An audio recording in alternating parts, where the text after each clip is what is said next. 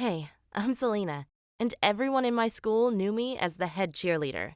But I saw myself more as a science geek because I loved doing homework with my best friend Sarah after school. But one day, Brad came to our table and asked Sarah, "Hey, have you done my homework yet?" Sarah started giggling and said, "Sure, here it is." And Brad said, "Thanks, you're the best." I asked her, "What just happened?" And Sarah told me she'd done Brad's homework because he was so cute and handsome. For some reason, that really bothered me. Brad was the biggest jerk in our school, and I knew he was only using my friend Sarah. He wasn't interested in dating her or anything. When he came back to our table the next day and asked Sarah for more homework, I told him to go away. But Sarah said, "No, it's okay. Here's your homework, Brad." Before he could take it, I grabbed it, ripped it into 4 pieces, and poured water over it. What happened next was crazy. We were in the middle of the cafeteria, and he screamed, "Hey everybody, look, Selena is wet!" And then he took a glass of water and poured it all over me. I was furious, but with everyone staring at me, I was too shy to say or do anything back. A lot of people started laughing. I was so angry I wanted to rip his head off. But before I could find a knife, one of our teachers took us aside and asked what happened. Brad told her I had ripped his homework up and he just took revenge.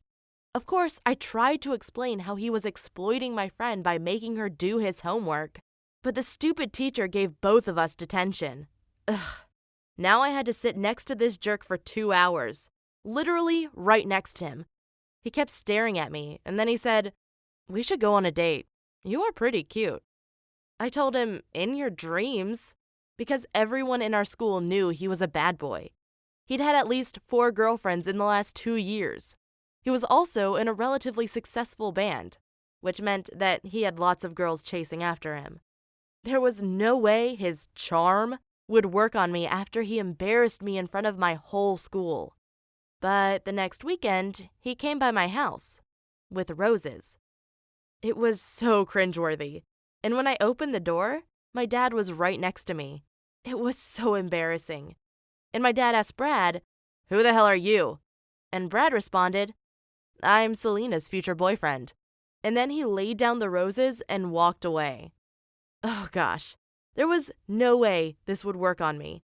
He had even attached a card saying, "I'm sorry for what I've done. I know sometimes I act stupid, but I want to change for you." I threw the roses into the trash. But for some reason, I couldn't get Brad out of my head. I mean, I had to admit that he was somehow cute and charming, even though I knew he was only playing with me. There was no way he wanted a serious relationship. But for the next weeks, he kept on trying, always asking me how I was doing and if I wanted to go out with him. His confidence was kind of attractive. And finally, I gave in and agreed on a date. I thought maybe he'd been a bad boy in the past, but with my help, he could turn into a nice and good guy. Yes, stupid me really believed that. Until I received a message one day. All it said was, "He has a kid." What? Who has a kid? Was the person talking about my boyfriend? I tried to call the number and texted back, "What do you mean?" But I never got a response. I didn't want to believe it and asked Brad about it. But he said it was just one of his jealous ex-girlfriends trying to break us up. Wow, that was kinda romantic. I liked the fact that other girls were trying to get him back, but he chose to stay with me. But then he casually mentioned that his ex was still hanging out with him all the time. They were often jamming and making music. I told him I wanted to see her, so he invited me to one of their private jam sessions. I was shocked to see how gorgeous she was. And I was crazy jealous when they jammed and sang together for like an hour. I felt like the third wheel. He told me they'd broken up because they weren't a fit. But I was so insecure afterward that I started stalking my boyfriend whenever I could. I'd borrow my dad's car, wait in front of his house, and follow him wherever he went. And guess what? He went to another girl's house. But not just some random girl. No, he went to my nerdy friend's house. I was shocked. I mean, was she still doing his homework? Why hadn't she told me about it?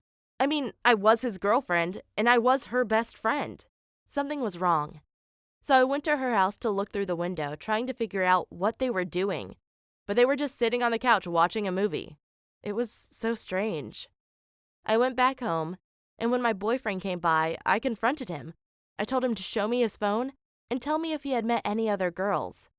He gave it to me gladly, but there was no messages or calls to my best friend.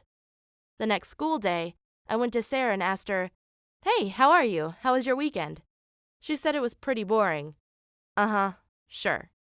Next, I took her phone. She said, "Hey, give it back!" But I had every right to take it, because she should have told me she was meeting my boyfriend behind my back. Luckily, I knew her password, and there was a chat with someone called Paul, but it was actually my boyfriend. I knew that because it was his number, and in their chat, she had used hearts several times. I asked her why she was meeting my boyfriend behind my back, but she said she was only doing his homework. Of course, I knew she was lying. She wanted to steal my boyfriend from me. That day, I broke up with both of them.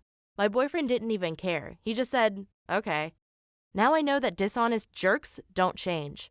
He had only pretended to be a good guy to get into bed with me. Fine. Lesson learned. I want to tell you why I was eating myself to death. It all started when I was a kid. I don't think anyone ever loved me. My classmates certainly did not. They enjoyed making fun of my big glasses and said I was a creepy nerd. And when I got home, my mom would treat me even worse. She always told me I was the reason my dad had left us. But in all that chaos, I had one thing that made me feel good, and that was food. Whenever I put that chocolate in my mouth, all my worries were gone for a while. That's how my addiction started. I ate so much that by the time I was 15, I weighed 300 pounds. After I dropped out of high school, I moved into my grandmother's trailer. I'm ashamed to admit this, but she had to take care of me. At one point, I couldn't even stand up and go to the bathroom anymore. So how did I go to toilet? Well, I didn't. I just stayed on the bed while my grandma took care of the rest. Of course, I felt ashamed of myself. I sometimes checked the Facebook profiles of my former classmates and saw them study at good universities or do well in their jobs. Meanwhile, I couldn't even stand up and leave my bed. At that point, I was weighing 600 pounds. I often got angry thinking about all the opportunities I had missed. During primary school, many teachers had told me I was gifted. And I always had gotten straight A's in all my math and physics classes without ever learning. I could have probably gotten a job at a tech company like Google or Microsoft, but instead of making a 6-figure salary, I was living on my grandma's bed.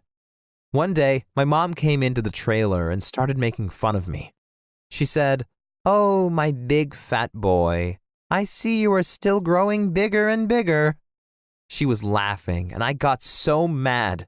I wanted to grab and strangle her, but I was too fat to move. That day, I called an ambulance and told them to take me to a hospital. They first had to cut the trailer open because I didn't fit through the door. And at the hospital, I told the doctors I wanted a gastric bypass, which is a surgery that makes my stomach smaller so I can only eat small food portions. Luckily, the surgery went well, and within just 2 years, I had reached my dream weight. Suddenly, life was so much better. I could walk into grocery stores without people looking at me with disgust. And I even started online dating, where I found my first girlfriend. But not everything was good. After I got a job at McDonald's, I was immediately fired because I couldn't get out of bed in the morning. I think I was depressed, and that's why I continued living on my grandma's bed. Sometimes my girlfriend came over, but it wasn't a romantic relationship. I think she only met up with me to tell me I was a loser. She enjoyed making me feel bad and used me as her punching bag. One time I asked her if she wanted to kiss me, but she responded, "Nah, maybe you've lost weight, but I still think you are ugly."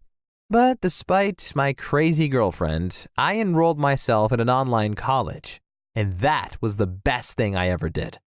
After 2 years of studying, I got a small job at a software company. I told the HR that I was kind of lazy and wouldn't work more than 4 hours a day, but they said that's fine. Of course, I have a much lower salary than my coworkers, but it's still enough to rent a small apartment. And I also broke up with my crazy girlfriend. Did I tell you that she had made it her mission to turn me fat again, and whenever she was at my place, she would place small bits of chocolate right in front of me? It was hard to resist them, but I succeeded.